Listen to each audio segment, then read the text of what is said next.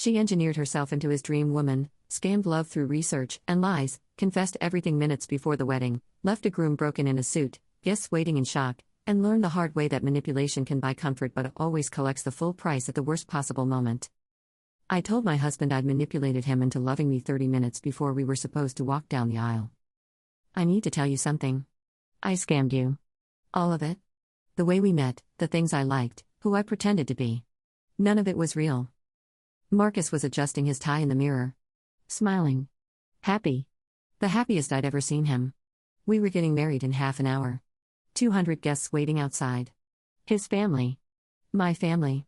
Everyone we knew gathered to watch us promise forever. And I was about to destroy everything. He turned around slowly. Like he thought he'd misheard me. What? I need to tell you the truth. Before we do this. You deserve to know. Know what? That I'm not who you think I am. That I researched you. Studied you. Became exactly what you wanted so you'd fall in love with me. The smile disappeared from his face. Is this some kind of joke? I wish it was. I watched him process it. Watched the confusion turn to disbelief, turn to something harder. Something that looked like fear. Why are you telling me this now? Because I can't marry you with this secret. Because you deserve to know who you're actually marrying. And who is that? I don't know anymore. He stared at me. This man I'd spent 3 years building a relationship with. This man who thought he knew me. Who thought we'd fallen in love naturally, organically, the way people are supposed to fall in love. He had no idea it had all been a carefully orchestrated lie. I need you to explain, he said quietly. Right now. What do you mean you scammed me? So I told him. Everything. And I watched our future collapse in real time. Let me back up. Let me tell you how this started. 3 years ago, I was broke. Not struggling broke. Desperate broke. The kind of broke where you're eating ramen for every meal and still not sure you'll make rent. I dropped out of college after my sophomore year because I couldn't afford it. Moved back home with my mom. Got a job waitressing at a chain restaurant that paid minimum wage plus tips that barely covered gas. I was 23 and my life felt over before it started. My friend Jenna had it all figured out. Nice apartment. New car. Expensive clothes. She worked part-time at a boutique and somehow lived like she was making 6 figures. I asked her how she did it. How she afforded everything. I date rich guys, she said. Like it was obvious. Like it was easy. Just like that? Just like that. You find out what they want and you become it. They take care of you. Everyone's happy. It sounded predatory. Manipulative. Wrong. It also sounded like a solution. Jenna taught me everything. How to research guys on social media. How to figure out their interests, their values, what they were looking for in a partner. How to create a version of yourself that matched their perfect woman. It's not lying, she said. It's marketing. You're just highlighting the parts of yourself that they'll like and downplaying the parts they won't. That's literally lying. It's strategic compatibility. I told myself I wouldn't do it. That I had too much integrity. That I'd rather be broke and honest than comfortable and fake. Then my car broke down. $1,200 in repairs I didn't have. My mom couldn't help. I was one crisis away from complete financial collapse. So I made a profile on a dating app. Used Jenna's advice. Found a guy who looked successful. Did my research. His name was David. 35. Investment banker. His profile was full of photos from hiking trips, charity runs, volunteer work. Every post was about fitness and giving back to the community. I hated running. Hated working out. Had never volunteered for anything in my life. But I could pretend. I went to the gym for 2 weeks before our first date. Took photos. Posted them. Made myself look like someone who cared about fitness. Found a volunteer opportunity at a food bank and posted about that too. Made it seem like I was this active, charitable person. We matched. He messaged first. Asked about my volunteer work. I had researched enough to talk about it convincingly. The first date was dinner. Expensive restaurant. He paid without blinking. Asked me about my interests. I told him I loved hiking and giving back to my community. All lies. But they worked. He was interested. Kept texting. Asked me out again. I researched more. Found out he loved jazz music. I'd never listened to jazz in my life. Spent a week learning about it. Found his favorite artists. Listened to their albums. Memorize details so I could talk about them naturally. Second date, he mentioned a jazz concert coming up. I said I'd been wanting to go. He bought tickets. I pretended to love every minute of it. We dated for 6 weeks. He took me to nice restaurants. Bought me things. Paid for everything. I played the role perfectly. Active, charitable, cultured. Everything he wanted. Then my car broke down again. Different issue. Another $800. I cried to David about it. Not fake crying. Real stress about how I was going to afford it. He offered to pay for it. I said no. Said I couldn't accept that. That it was too much. He insisted. Said he wanted to help. That's what people who care about each other do. So I let him. And I felt terrible. And relieved. And trapped in a lie that was solving all my problems. We dated for 4 months total. Then I broke up with him. Not because I felt guilty. Because I'd gotten what I needed. My car was fixed. I had some savings built up from not paying for anything. I'd stabilized. And I didn't love him. Couldn't love him. Because I didn't actually know him. I'd been too busy pretending to be someone else to actually connect with who he really was. He was devastated. Said he thought we had something special. That he'd been falling in love with me. I felt like garbage. But I also felt like I'd done what I had to do to survive. Then Jenna introduced me to Marcus. He's perfect for you, she said. Software engineer. Makes bank. Looking for someone serious. Someone stable and smart and interested in tech. I wasn't interested in tech. Could barely work my own phone. But I could learn. Marcus was different from David. Quieter. More thoughtful. He didn't care about appearances or social scenes. He cared about depth. About genuine connection. About finding someone who understood his world. I spent 2 weeks preparing. Watched YouTube videos about coding and software development. Learned basic terminology. Read articles about the tech industry. Found out what he worked on and researched it until I could hold a conversation. I created a new version of myself. Someone who'd always been interested in computers. Who'd wanted to learn coding but never had the time. Who was fascinated by the work he did. All lies. Our first date was coffee. He talked about his work. I asked questions I'd rehearsed. Made comments that showed I'd been paying attention. He lit up. Most people's eyes glazed over when he talked about his job. But I seemed genuinely interested. Because I'd prepared to seem interested. The second date, he showed me a project he was working on. Some app I didn't understand. I asked questions about the code. About the functionality. Things I'd learned from YouTube videos and Reddit threads. He was impressed. Said most people didn't care enough to actually understand what he did. I felt like a dishonesty. But I also felt like I was good at this. Too good. We started dating seriously. He took me to tech meetups and conferences. I kept studying. Kept learning just enough to keep up. Every time he wanted to talk about his work, I was ready. Every time he mentioned a new technology, I'd research it and bring it up later like I'd been following it on my own.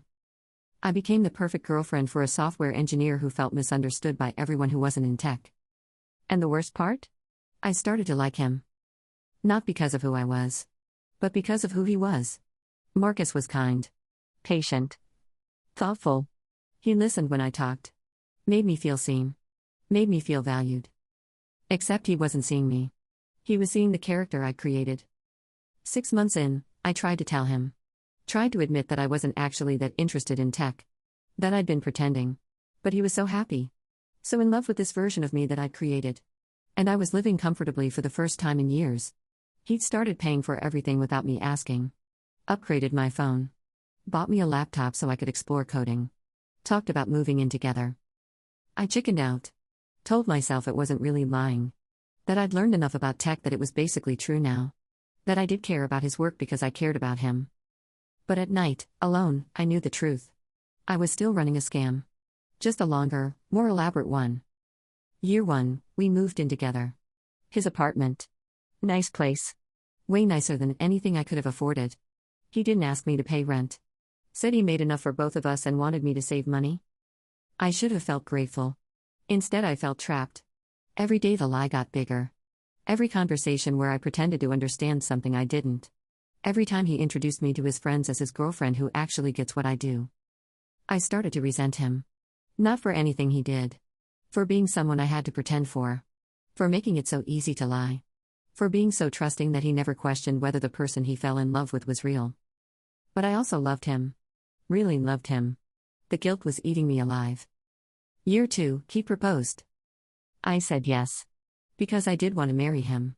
Because I convinced myself that the person I'd become for him was close enough to who I really was that it didn't matter anymore.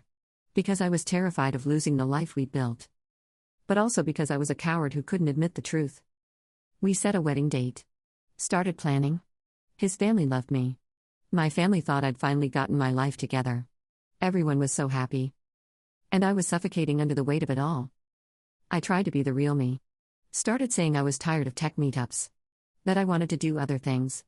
Explore other interests. Marcus was supportive. Said of course. Said he didn't want me to feel obligated to share all his interests. That it was healthy for couples to have separate hobbies. But I saw the disappointment. Saw him realize that maybe I wasn't as into tech as he'd thought. Saw him wonder if he'd been wrong about our connection. And I doubled down. Went back to pretending. Because I couldn't lose him. Couldn't admit what I'd done. The wedding planning got more intense. More real. Every decision felt like another lie. Colors he liked. Music he wanted. Vows he thought I meant. A week before the wedding, I had a panic dispute. Full breakdown. Couldn't breathe. Felt like I was dying. Marcus held me. Asked what was wrong. If I was having second thoughts. I almost told him. Almost admitted everything.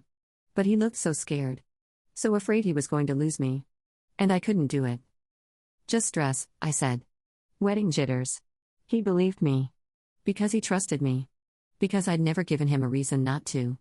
The morning of the wedding, I woke up knowing I couldn't do it. Couldn't stand up in front of everyone and promise forever based on a lie. Couldn't let him marry someone who didn't exist. I found him in the groom's suite. Told his groomsmen I needed a minute alone with him. And I told him everything. How I'd researched him. How I'd learned about tech specifically to seem compatible. How every interest I'd claimed was calculated. How the person he fell in love with was a character I created. I watched his face change. Watched him understand. Watched the man who'd been glowing with happiness an hour ago turn into someone I didn't recognize. Why? His voice break. Ed. Why would you do that? I needed money. I was broke and desperate and Jenna told me how and I did it. You used me. At first. Yes. But then I fell in love with you and I didn't know how to tell you. Didn't know how to fix it. So you just kept lying? For 3 years?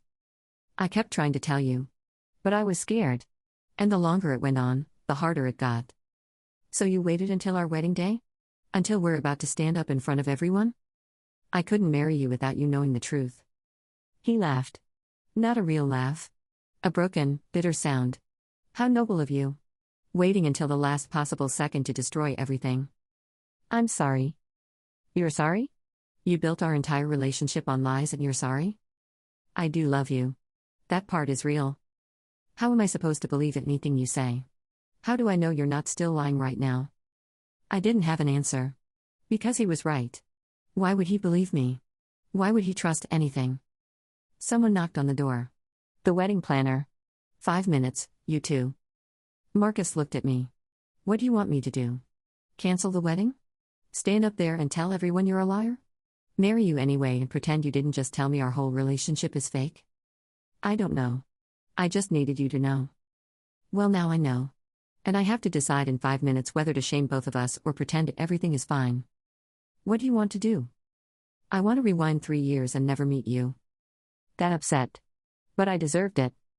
He walked past me. Out of the room. I followed.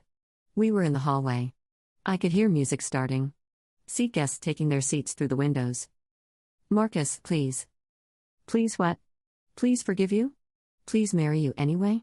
Please forget that you've been running a con on me for our entire relationship? I stopped conning you. I really do love you. The person I am now, that's real. No, it's not. You became that person to trap me. That's not real. That's just you being good at your scam. His best man appeared. Dude, we gotta go. Everyone's waiting. Marcus looked at him. Looked at me. Tell them it's off. What? The wedding. It's off. Tell everyone to go home. My stomach dropped. Marcus, wait. No. We're done. I'm not marrying someone who lied to me about who they are for 3 years. Someone who studied me like a mark. Who manipulated me into falling in love with a fake person. I'm not fake. Not anymore. I don't believe you. And I can't trust you. So we're done. He walked away. His best man looked at me like I was something not acceptable on the bottom of his shoe. Followed Marcus. I stood there in my wedding dress, alone, while the music played and guests waited for a ceremony that wasn't going to happen. The wedding planner found me. What's going on? Where's Marcus? He's not coming. Wedding's off. What? Why? I told him something. Something I should have told him a long time ago. And now it's over. She looked panicked. I need to tell people. I need to. What do I tell them? The truth. That the bride is a liar and the groom couldn't go through with it. I walked past her. Down the hallway. Out a side door. Away from the venue and the guests and the life I'd just destroyed. My phone started blowing up immediately. My mom. My bridesmaids. Friends asking what happened. Where I was. If I was okay. I turned it off. Got in my car. Still in my wedding dress. Drove. I didn't know where I was going. Just away. Away from the disaster I created. Away from the look on Marcus's face when he realized the last 3 years of his life had been a lie. I ended up at Jenna's apartment. Knocked on her door at 2 p.m. on a Saturday in a wedding dress. She took one look at me and knew. Oh no. What did you do? I told him. I told him everything. Why the very bad, would you do that? Because I couldn't marry him with that secret. So you blew up your entire life instead? Yes. She let me in. Made me change out of the dress. Listened to me explain what happened. You're an idiot, she said when I finished. You had it made. Rich guy who loves you. Nice life. Why would you ruin that? Because it wasn't real. So? Nothing's real. Everyone's performing. You just did it better than most people. That's not the same. It's exactly the same. You think happily married couples are being their authentic selves all the time? They're all pretending to some degree. You just feel guilty because you started with intention. Maybe she was right. Maybe everyone was performing. Maybe the only difference was I'd been honest about what I was doing, even if only to myself. But it didn't feel the same. It felt like I'd stolen something. Stolen Marcus's ability to choose who he actually wanted. Given him a fake option and let him invest years in a lie. The fallout was immediate and brutal. Marcus's family called me. His mother crying, asking what I'd done to her son. His sister screaming that I was a manipulative, rude person who'd wasted everyone's time. His father cold and angry, saying I'd better stay away from Marcus or there would be consequences. I didn't argue. Didn't defend myself. What was there to say? My own family was confused. My mom kept asking what happened. What I told him. Why he'd called it off. I couldn't tell her the truth. Couldn't admit I'd scammed someone into loving me. That I'd spent 3 years pretending to be someone I wasn't. So I said we'd had a fight. That he'd gotten cold feet. That sometimes things don't work out. She didn't believe me. Neither did my sisters. But they couldn't get the real story out of me. Only Jenna knew. And Jenna thought I was an idiot for confessing. You could have just gotten married and dealt with the guilt privately, she said. Now you've got nothing. She was right. I had nothing. I was still living in Marcus's apartment. Technically. I'd moved in 2 years ago and my name wasn't on the lease. He could kick me out whenever he wanted. He did. 3 days after the wedding that wasn't, his lawyer sent me papers. I had 30 days to vacate. I looked for apartments. Couldn't afford anything decent. All the money I'd saved was supposed to go toward the honeymoon. Toward furniture for our future. Toward a life I no longer had. I ended up moving back in with my mom. 26 years old, failed wedding, back in my childhood bedroom. Rock bottom. My job had given me 2 weeks off for the wedding and honeymoon. I went back early. Couldn't stand being in my mom's house, listening to her try to console me about a breakup she didn't understand. My coworkers knew something had happened. Word had spread. Jenna had told people. Or maybe someone from the wedding had talked. Small town, big gossip. They looked at me differently now. With pity. With curiosity. With judgment. One of them, another server named Beth, cornered me during a shift. I heard you called off your wedding. Something like that. Was he cheating? No. Then what happened? We weren't right for each other. That's what people say when they don't want to admit the real reason. She was fishing. Wanted the gossip. I didn't give it to her. But other people talked. Somehow the story got out. Maybe from someone in Marcus's circle. Maybe from Jenna. Maybe I told someone when I was tipsy, and didn't remember. However it happened, people knew. Knew I'd manipulated Marcus. Knew I'd researched him and become what he wanted. Knew I'd admitted it on our wedding day. The judgment was swift and brutal. Friends stopped talking to me. People I'd known for years suddenly had no time for me. My social media turned into a war zone. People I barely knew commenting on old posts, calling me a dishonesty. A con artist. A gold digger. Someone created a post warning people about me. Literally posted my photo with a caption about how I manipulated men for money. It got shared hundreds of times before I reported it and got it taken down. But the damage was done. Everyone knew. Everyone judged. I was the villain in a story that had spread through our entire social network. The woman who'd scammed a nice guy into loving her. Who'd wasted 3 years of his life. Who'd destroyed what could have been a good marriage because of her own selfishness. They weren't wrong. But hearing it from everyone, constantly, made it impossible to function. I deleted all my social media. All of it. Facebook, Instagram, everything. Just wiped myself off the internet because I couldn't handle seeing what people were saying. My mom finally got the full story from someone. I don't know who. But one night she came into my room and asked if it was true. Did you really trick him into dating you?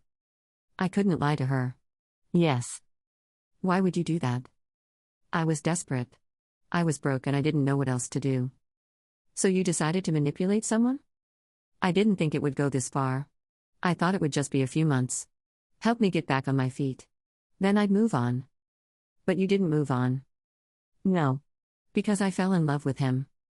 Or you fell in love with the life he gave you. Maybe she was right. How could I know the difference? How could I separate loving Marcus from loving what Marcus provided? I couldn't. And that was the problem. Do you even know who you are? My mom asked. Without pretending to be what someone else wants? I didn't answer. Because I didn't know. I'd spent so long being what other people wanted that I'd lost track of what I actually wanted.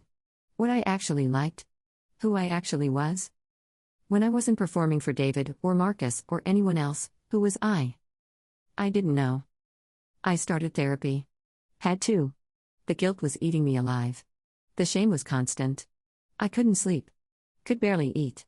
Kept replaying that moment in Marcus's face when he understood what I'd done. My therapist asked me why I'd told him. Because he deserved to know. Or because you couldn't handle the guilt anymore and needed to confess? What's the difference?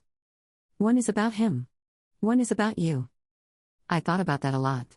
Had I told Marcus the truth for his sake? Or for mine? Had I been trying to give him informed consent before we married? Or had I been trying to absolve myself of guilt? I still don't know the answer. Marcus blocked me everywhere. Phone. Social media. Email. Complete silence. I couldn't reach him even if I wanted to. I wrote him a letter. Physical letter. Mailed it to his apartment. Apologized. Tried to explain. Told him I'd grown to genuinely love him. That the person I'd become over those 3 years was real, even if it started as performance. The letter came back. Returned to sender. He wouldn't even read it. I tried to move on. Went on a few dates. Couldn't connect with anyone. Every conversation felt fake. Every time I laughed or agreed with something, I wondered if I really meant it or if I was just performing again. I didn't trust myself anymore. Didn't know if anything I felt was real or just another adaptation to make someone like me. 6 months after the failed wedding, I ran into Marcus. Coffee shop. I was in line. He walked in. Saw me. Froze. I wanted to run. Hide. Disappear. But I also wanted to talk to him. Wanted to know if he was okay. If he'd moved on. If he hated me. He started to leave. I called after him. Marcus, wait. He stopped. Turned around. Looked at me like I was a stranger. Please don't, he said. I just want to know if you're okay. You don't get to ask me that. I know. I'm sorry. You just what? Want to make yourself feel better? Want me to tell you it's okay? That I forgive you? I don't. I won't. What you did to me was cruel and manipulative, and I spent 6 months in therapy trying to trust people again.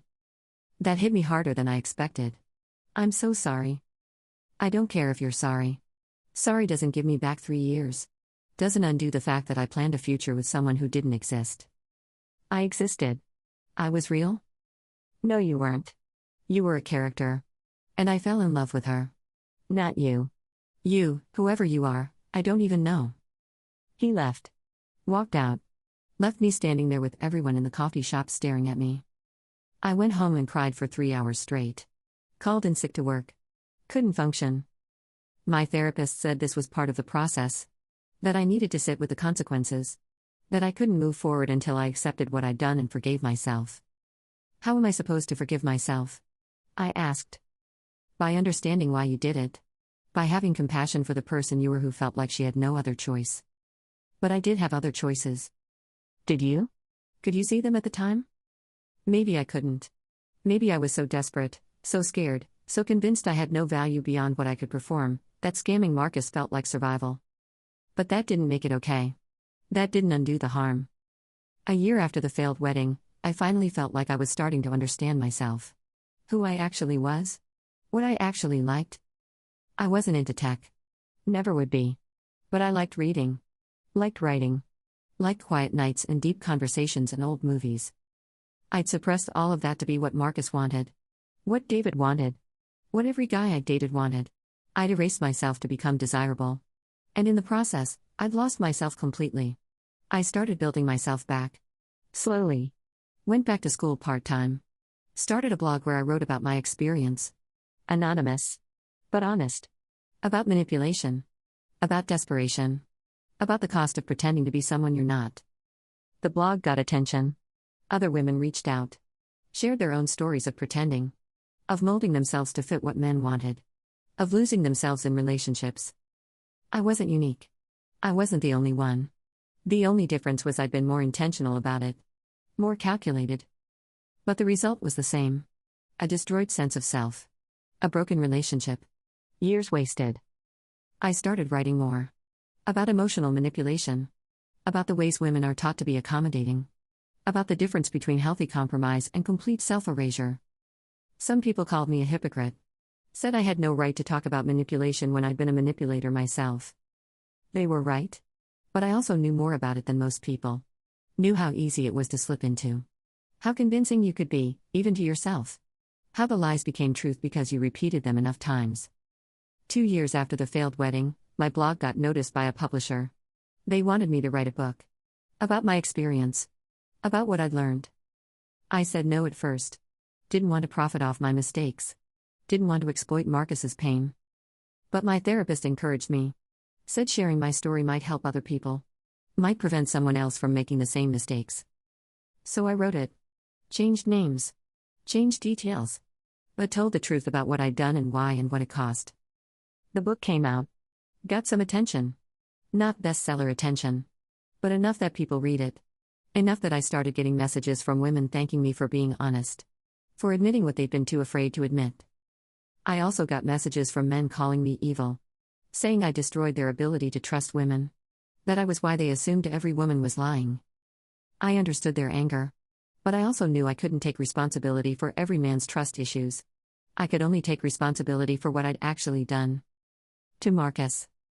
3 years after the failed wedding, I got an email from an address I didn't recognize. The subject line just said it's me. I knew who it was before I opened it. Marcus. The email was short. I read your book. I wasn't planning to. But someone sent it to me and I couldn't help myself. I need you to know that while I appreciate you telling the truth, it doesn't change what you did. It doesn't make it okay. But I also understand now that you were struggling with things I didn't see. That doesn't excuse the manipulation. But it helps explain it. I'm writing because I want you to know I've moved on. I'm engaged. To someone real this time. Someone who didn't have to research me to know how to love me. I'm happy. And I hope you find happiness too. Real happiness. The kind that comes from being yourself instead of being what someone else needs. I don't forgive you. But I don't hate you either. I just hope you've learned from this. That you're becoming someone who doesn't need to manipulate people to survive. Good luck with everything. Don't contact me again. This is closure for both of us. I read it 50 times. Cried through most of them. He was engaged. Happy. Moving on. And I was happy for him. Really happy. He deserved someone who loved him for who he was. Who didn't have to fake interest in his life. I wrote back. Just one line. I'm glad you're happy. I'm sorry for everything. I hope you have a beautiful life. I sent it. He didn't respond. That was okay. He'd said not to contact him. This was my one goodbye. 4 years after the failed wedding, I'm finally okay. Not great. Not healed completely. But okay. I'm dating someone new. Someone I met through friends. Someone I was honest with from day one about who I am and what I did and why I'm terrified of relationships. He listened. Didn't judge. Said everyone has a past. Said what matters is who I am now. I'm still figuring out who that is. But at least I'm doing it honestly. I still think about Marcus sometimes.